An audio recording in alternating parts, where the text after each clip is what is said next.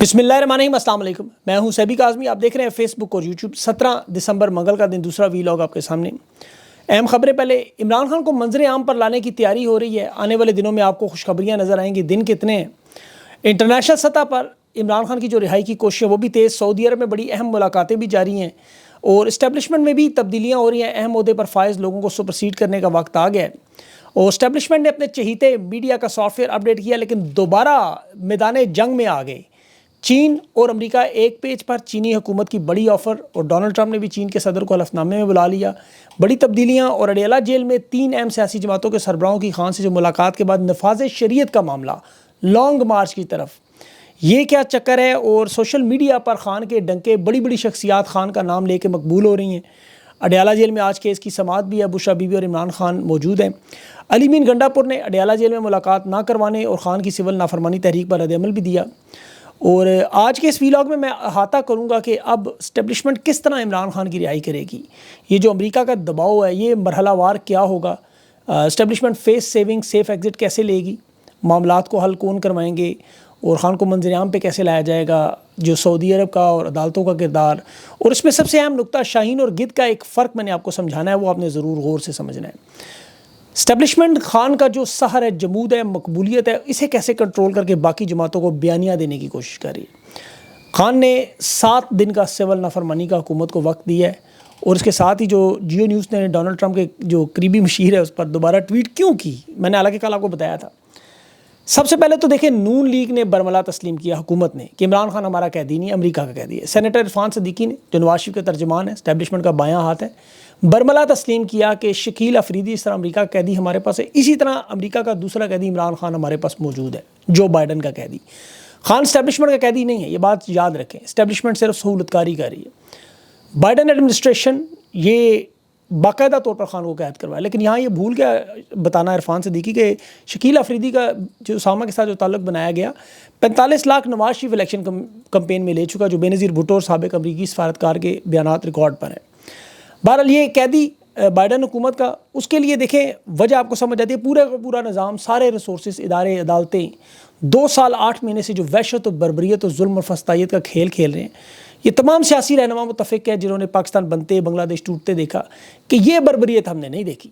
पूरी दुनिया की फिर खामोशी भी हमने नहीं देखी कि एक शख्स की खातिर इस्टेब्लिशमेंट इस हद तक जाएगी। और ये मामला बाइडन एडमिनिस्ट्रेशन से शुरू नहीं हुआ। अमरीकी सहाफ़ी डैरन बेटी ने अभी सिस्टम अपडेट्स को एक बड़ा इंकशाफ किया है इंटरव्यू में कि हुकूमत गिराने में डोनाल्ड लू का किरदार एक पैगाम रसान का था और बाइडन भी असल मुजरिम, बल्कि असल मुजरिम विक्टोरिया न्यूलैंड एक खातून। ये कौन है?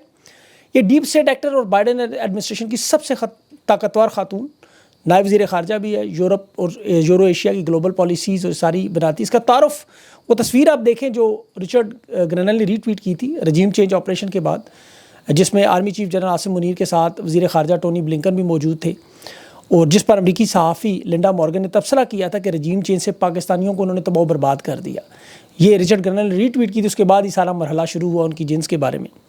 इसकी तारीख आपको समझना होगी विक्टोरिया न्यूलैंड की। ये बुश एडमिनिस्ट्रेशन का 2003 से 2000 तक हिस्सा रही है। अफ़गानिस्तान का इसका बड़ा अहम किरदार था।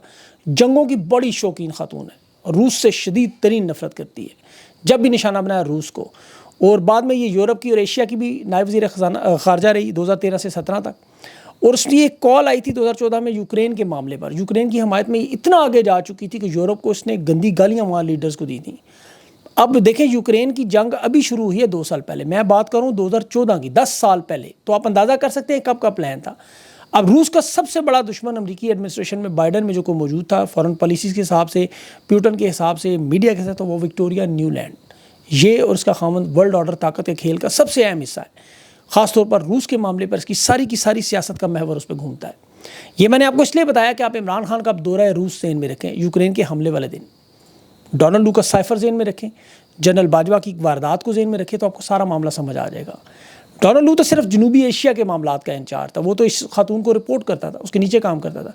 अब जब इरफान सदीकी ये कह रहा है कि इमरान खान अमेरिका का कैदी है, तो ये बात बिल्कुल दुरुस्त है, क्योंकि ये मामला अमेरिका से शुरू हुआ तो अमेरिका में ही ख़त्म होगा। अब रिवर्स होगा कैसे? देखें, इस्टेब्लिशमेंट इस वक्त कोशिश क्या कर रही है। उन्होंने अमेरिका कैदी बनाया, वो चाहते हैं अब नई एडमिनिस्ट्रेशन ट्रंप दरख्वास्त करे तो रिहा करें। 2 नताइज चाहते हैं, फेस सेविंग اور دوسرا عمران خان کے سامنے ہم جھکے نہیں، سیف ایگزٹ مل گیا۔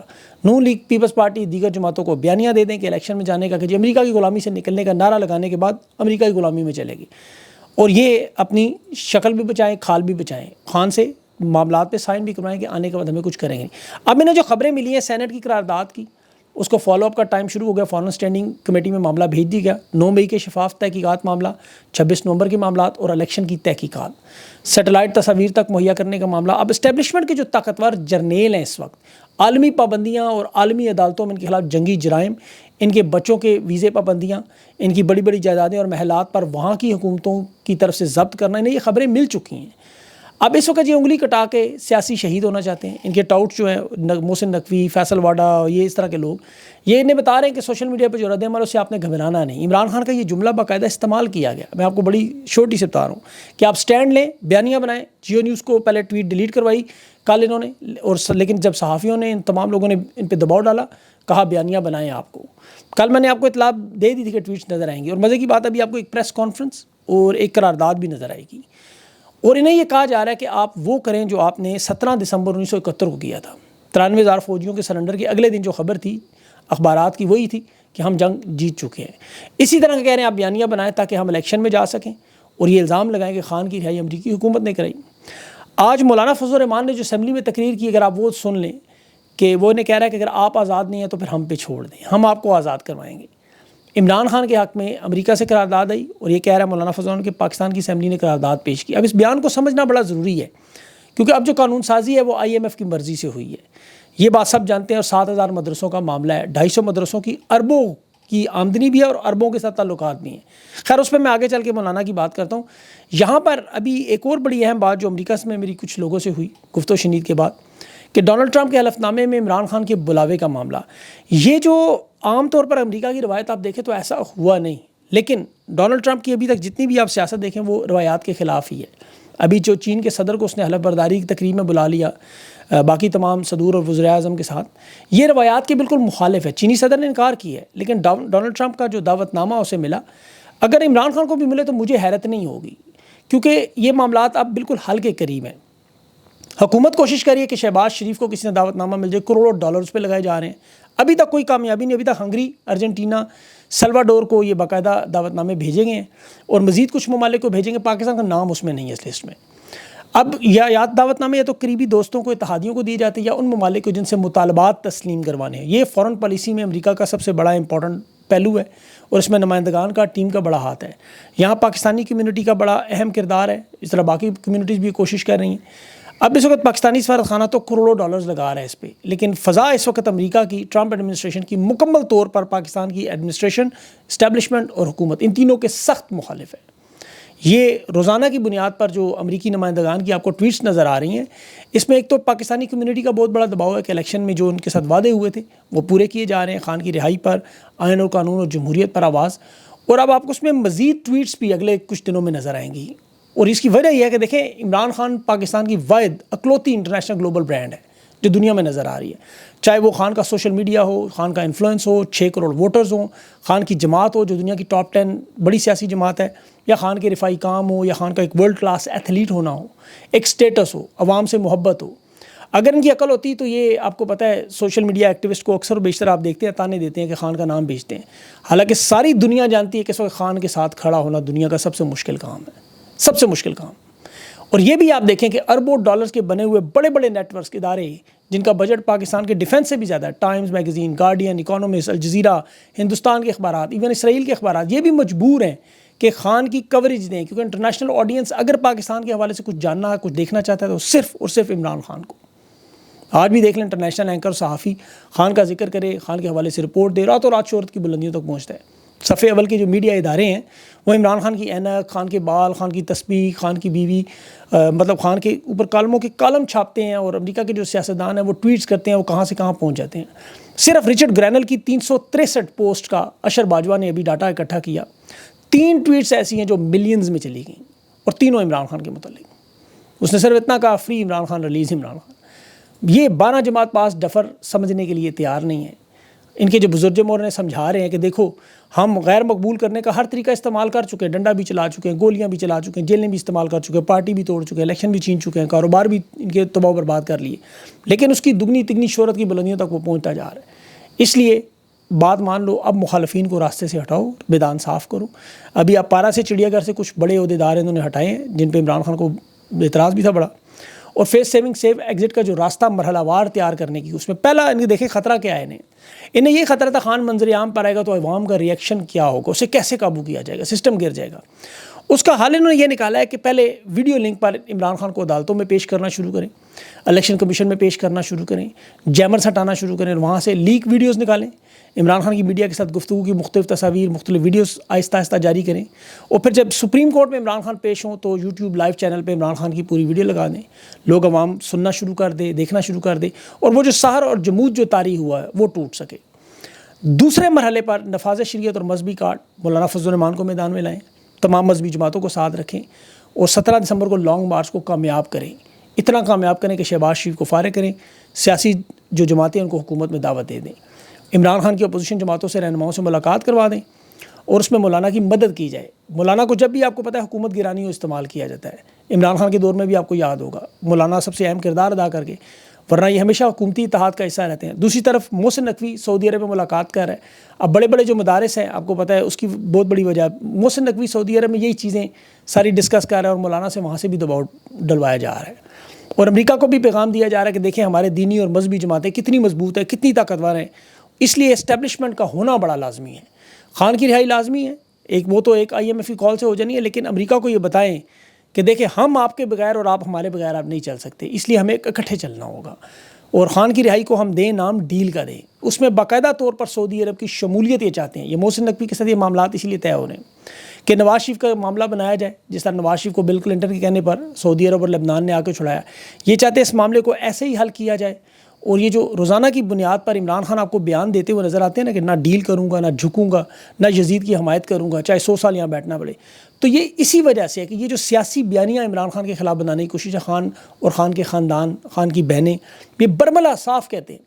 ابھی علیمہ خان کا بیان آپ یاد رکھیں کہ ڈونلڈ ٹرمپ اسٹیبلشمنٹ کا باپ نہیں ہے کہ وہ رہا کروائے گا، ہم پاکستان کی عوام اور سسٹم سے لڑ کے عدالتوں سے رہائی کرائیں گے، اور عمران خان بھی بار بار یہ بات اسی لیے دہراتے ہیں تاکہ یہ جو ان کی جو سب سے بڑی واردات ہے وہ یہ کہ ہم یہ ڈیل عوام کے سامنے رکھیں اور یہ تاثر بلڈ کریں کہ ہم حکومتیں لاتے ہیں، ہم حکومتیں بناتے ہیں، ہم حکومتیں گراتے ہیں۔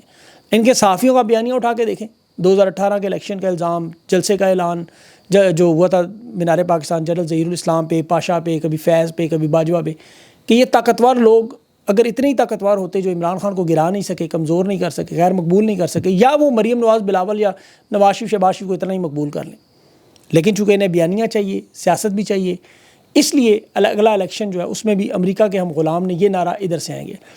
اس پہ مجھے علامہ اقبال کا شعر یاد ہے، وہ جو پرواز ہے دونوں کی اس فضا میں، کرگس کا جہاں اور ہے شاہین کا جہاں اور، یہ حالات بالکل بظاہر ایسے ہی ہیں۔ دیکھیں دونوں آپ کو ایک جیسے نظر آتے ہیں، گید اور شاہین، لیکن نسب العین زندگی ثابت کرتی ہے۔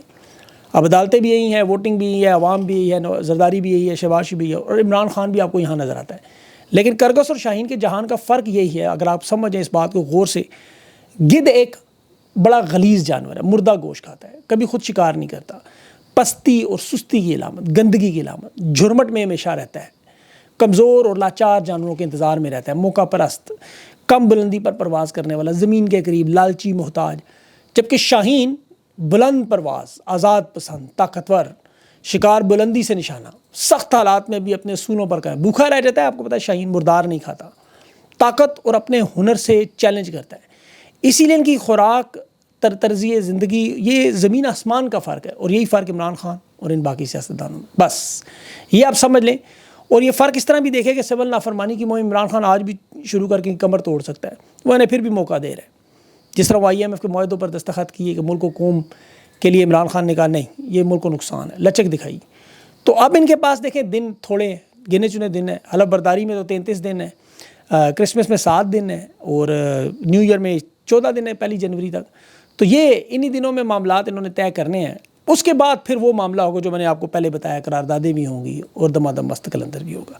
تو انشاءاللہ آپ دیکھتے رہے ہوتا کیا ہے، اللہ سے دعا کرے خان کی زندگی اور صحت کی، بس اور کسی چیز کی نہیں، باقی انشاءاللہ حالات اللہ خود بہتر کرے گا۔ اپنا خیال رکھیں، مجھے اگلے ویلاگ تک کے لیے اجازت دیں، اللہ حافظ۔